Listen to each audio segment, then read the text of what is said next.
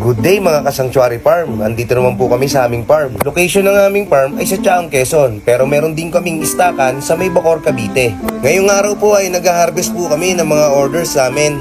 Isang pan pa lang po itong hinaharbisan namin. So namimili po kami ng mga tamang sizes. Bali ang hinahanap namin ng mga sizes is 3 to 4 inches. Bali gini-gender na rin namin sila. Minsan kasi sa size 3 inches hindi pa lalabas kung male or female talaga sila. Hindi mo pa mabivisual sa kulon nila. Madali lang naman malalaman kung male or female. Titignan nyo lang yung ilalim ng ulo nila. Alagay ko na lang po sa comment section para dun sa mga gustong malaman kung paano po mag-gender.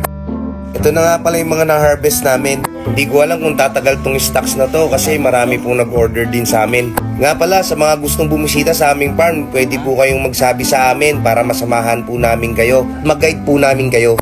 Ito po pala yung male breeder natin.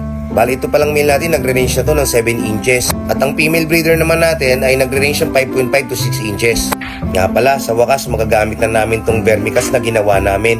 Sa sobrang tagal na nga na itong vermicast, meron na nga tumira dito na malaking worm. Hindi ko alam kung anong tawag dito. Ito nga pala namin ginamit yung vermicast sa pagtatanim ng kamote. Dahil isa to sa pangunahing pagkain ng mga crayfish. Ayon sa observation namin, isa to sa paborito nilang kainin. Salamat po pala sa panonood ng aming mga videos. Sana abangan nyo pa po yung mga susunod naming video. At sakaling may mapulot din po kayong aral. Hanggang dito na lang muna po. Babu!